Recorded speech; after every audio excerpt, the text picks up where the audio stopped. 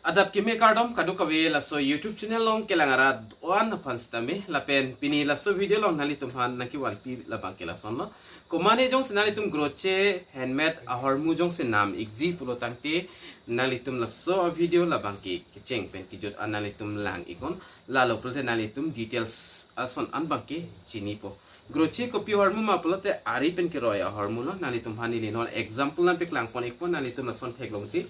la lahis abek tami iri pensi kiro side lo la handmade grocery bag lo la pen son dakta nani tum la son flower tami long pon exi mira pus tami penang an quality mesen la pen do tulang la son nilida example mas nampe klang lo la son la ar lo sotum la achulong kachi kokok yo la sor mus tami nani tum long pon ikpo la pen la son dakta la alapu dakla chulong chepang het lahai clips tamina nitum long pon exila pen penangan hormu nalitum dak pen long pon exila pen lahai hormu koson si ador kijum ben kilongji koson si order nang jima la so details ni li nalitum hanam than pechini ponik po nalitum na so YouTube channel long jong sinang ka humri milang pulte nalitum kaching hon pen subscribe ko la pen videos tamina nalitum share ponikon tamya non pathek pen koson si la groche mate lahai hormu nalitum ko order nang jima la so details lang pononang tangte non angton penalam chethan pononang jong sinali tom order ji namji pulo tangte koson se ka order nang ji ko pp ahor mu si kilongji la pen adora mukha koson la pen delivery koson lo la hai details ni non nani tom hanang than pechini ponik po la sinali tom la so video la bangke kicheng pen kijut an nani tom langpon egon kecing sila bangki nili amenang tanpo mira handmade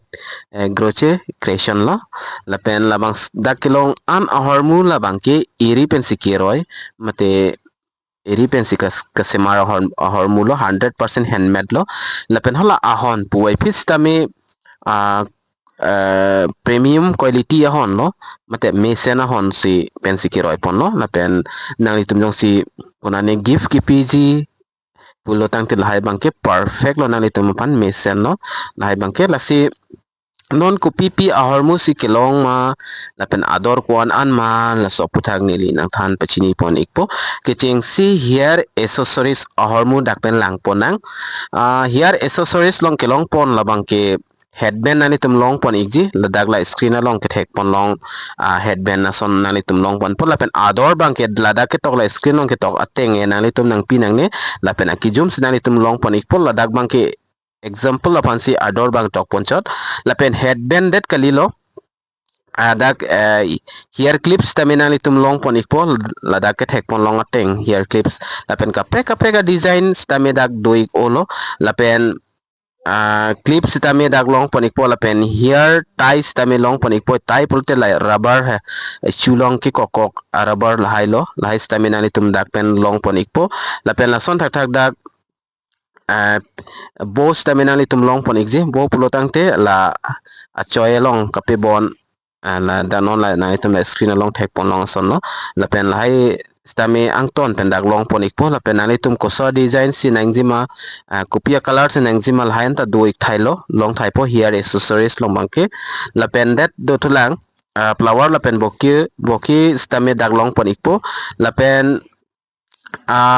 la bite long keychain bite long det dalilo car long stami la keychain nangji pulote flower keychain stami nali tum dak pen long ponik po rose flower punon la pen kapre kapre lily flower punon la hai stami nali tum dak pen long ponik po la pen ador la bangke nili amota pulol la dak to ka tengke nali tum nang pinang ni ador la bangke nali tum pan ador la bangke koson sinali tum kachini ji ma pulote la tani linang than pachini ponik po la pen boki nani tum jong sin naing pulte dak single stamina nani tum long ponik po mir lapen kunani gift pi lapen lason ada masar long lahai long jong si gift pi doni ji pulote tangte lahai stamina nani tum dak pi me lapen nani anniversary do lahai ho nani tum lucky roy amir lahai jong sin nani tum ping tung pulte lahai stamina nani tum ladak pen long ponik po lapen single flower jong sin nangji pulte lahai anta nani tum long exi single double lapen koson ma uplower manangji lahai stamina ni tum dakpen long pon ikpo la pendet alilang dulang la dak long pon jason la bang kenali tum handbag stamina ni tum dakpen long pon ikpo handbag side bag la pen mobile ke thap ji covers tame jarong tame dakpen nali tum long typo lapen la non picture long ki pipon an tame dakke example hon si pipon cholos tame la soteng le nang litum nang jeep tame long pon po lapen osomara choi osomara pieri lapen osomar de la arleng ke thetum achoy lahai hu tame nang litum ladak pen order ponong ji nang litum a design thanang po lapen koson style mal hai nalitum nang than lo pulte la soteng nalitum hanang roi pik po lapen nalitum long pon ikpo lapen koson si non nalitum mathata hai ji koson si order ji ma pulo tangte ka order la bangke nalitum la aber ki pipon a mobile number long nalitum whatsapp stame direct call stame nalitum nang koligon lapen kopia hormu sinang litum kinang ji ma holo so hormu nalitum nang than ik nang po lapen nilitum dak packaging pen delivery proses ni litum claim pon ikpo lapen koson se la delivery proses ke claim jima polote la bangke whatsapp lang senali tempan anton detail salam la bangke nang than pachini pon ikpo lapen adora mo istame la screen long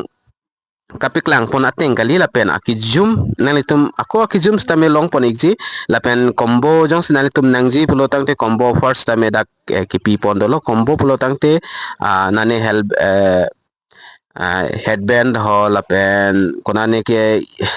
earring ho lahai lapen bag la sonjong si hini ke thom na son namji potel ako ador ki jum penali tum long pon ikji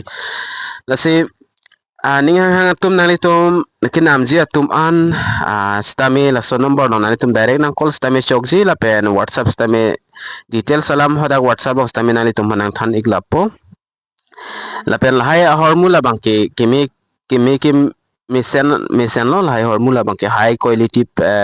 premium ala hons tame premium no lapen unique lapen beautiful design ani tum long pon ikpo lapen nalitum lahai gift nanani ki pg pultel hai de gift email ol hem long le nalitum decorate iji pustame decorate email lo lase sumara picho istame langmi o lapen bags tame selling bag do lapen tute bag lapen nalitum handbags tame lahai ta langmi o nalitum fan photo jong nang seneng ji bule photos tame nang senik po daki roiteng available do hormula bangke la se prabjen pen ke namji atum an la bangke la so number dong nang litum nang contact igon nang contact iglopte nang litum detail salam la bangke chini pon ikpo la pen ka order nang ji a process anta whatsapp along nang litum pan nang pachini ikpo la se video nang litum share igon karbiang long ras tame pelang ignang la pen pachini ignang la pen la hai hormu bangka prek le kiroi kalilo emina karbi itu masih kira ilo lahai hormuke nase ning hang atum nalitum na order tame nani gift pi fan puno tangte bate emina ka UC fans tame choklo lapen osumartum apan la ear clips lahai tame o ear clips to jangsai pen chenglok la karbi tempen bang cuklip puta pupu la cuklip lo lapen do lang da rubber la chul chiko ko rubber la hai stamina litum dakon long ponik po lapen choice stamina litum long pon exi lapen lason vehicle keychain la hai stamina litum angton pen ladak long ponik po ase prab ador ki jum ho na litum nangji bule prabjin pen nang contact kon la whatsapp a number da ki pipon do lapen direct le call nang call stamina litum nang call iktame lapen la ke handmade lo hon pen lok sikiroi lo la hai hormu da ke do an la bangke lapen delivery processing lahai processing an bang nilitum la whatsapp no nilitum pan nang thanik po nasi pinya video long bang la aning tonik nang si domi thakmi kadu kawe karbitis 2.0 youtube channel long kelang ara do an pan stami nilhin pen kardom